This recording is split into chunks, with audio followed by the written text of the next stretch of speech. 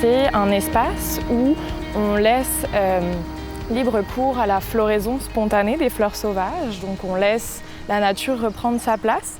En pratique, l'arrondissement de Verdun arrête la tonte d'herbe tout en assurant un contrôle des espèces nuisibles. Et donc les végétaux qui vont pousser librement grâce aux pollinisateurs et au vent qui va s'essaimer sur cet espace-là, il y aura des végétaux qui attireront eux-mêmes divers oiseaux, divers papillons, diverses abeilles. Donc c'est un endroit qui favorise la biodiversité en ville.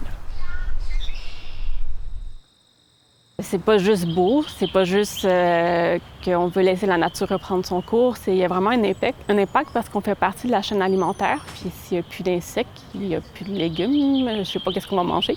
Donc même si le mouvement citoyen est optimiste, l'urgence, elle est là. On travaille en collaboration avec Demain Verdun pour sensibiliser sur cet espace-là. Toute la revitalisation des espaces verts, tout ça, c'est de plus en plus présent dans nos quotidiens, je pense, dans notre rythme de vie. Fait que les gens, il y a beaucoup moins de commentaires négatifs, ça c'est sûr. Même les gens apprécient de plus en plus les zones un peu laissées en friche. Ça donne un contraste aussi avec tout le gazon coupé, mais ça fait, les gens sont beaucoup plus, acceptent beaucoup plus et savent même d'avance le pourquoi de ces zones-là. Il y en a 13 et c'est sur une superficie totale de 58 150 mètres carrés. Donc c'est vraiment à la grandeur de Verdun.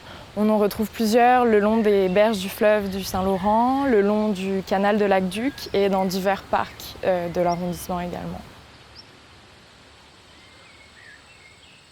Tant aussi longtemps que l'homme ne met pas le pied en quelque part, la nature travaille, puis elle travaille très, très bien. Vous avez des plantes qui sont là et l'année suivante, vous revenez et il y a d'autres plantes qui se sont implantées. Ils n'étaient pas là l'année passée. Comment ça se fait qu'ils sont là? Bien, les petits animaux, les écureuils, les oiseaux, même des gens ils ont transporté, sans s'en rendre compte, après le soulier, des semences d'une plante quelconque et la plante, elle se retrouve dans le milieu. Donc, si on commence à travailler, à couper, bien, on peut éliminer des belles plantes à un moment donné qu'eux autres aussi peuvent prendre des fois jusqu'à 2 à 3 ans avant de venir en floraison ou qui deviennent plus matures. Laisser la nature aller, c'est la base d'avoir une diversité plus grande écologique sur son terrain. Les plantes médicinales mais font partie de ces diversités-là. Il n'y a pas de mauvaises herbes. Les gens, là, c'est juste des mauvaises herbes. Ça n'existe pas, les mauvaises herbes. C'est juste des herbes que les gens ne connaissent pas encore leur utilité. J'ai un jardin ici, de la biodiversité, qui est un vrai logement pour les insectes. Bien, si on offre des logements pour les insectes, bien, on va en avoir plus d'insectes. Si on a plus d'insectes, bien, je veux dire, ça va favoriser plus la question de la production de fruits, la production de légumes et tout ça. Hein. Le papillon monarque, évidemment, ici, c'est tout à côté, fait qu'il va évidemment s'abreuver au jardin de la biodiversité qui est ici. Puis on a recensé à date au moins plus de 50 plantes sauvages là, dans ce jardin-là. L'arrondissement, la maison de l'environnement, tout le monde s'est mis ensemble pour avoir un projet pour justement faire en sorte de planter des asclépiades pour qu'on ait davantage de papillons monarques. C'est sûr qu'on peut parler de disparition. Les papillons monarques, c'est sûr qu'il y en a moins qu'il y en avait, mais il faut aller dans le positif et de dire bien, on pose des gestes concrets pour que ça augmente.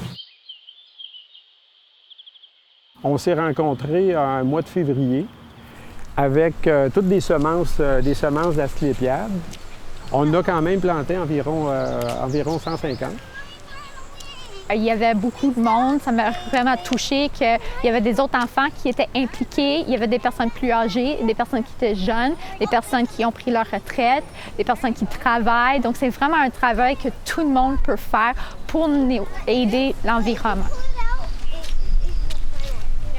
c'est prouvé que de se retrouver en nature, ça aide au niveau psychologique. C'est vraiment favorable à ça au niveau de l'être.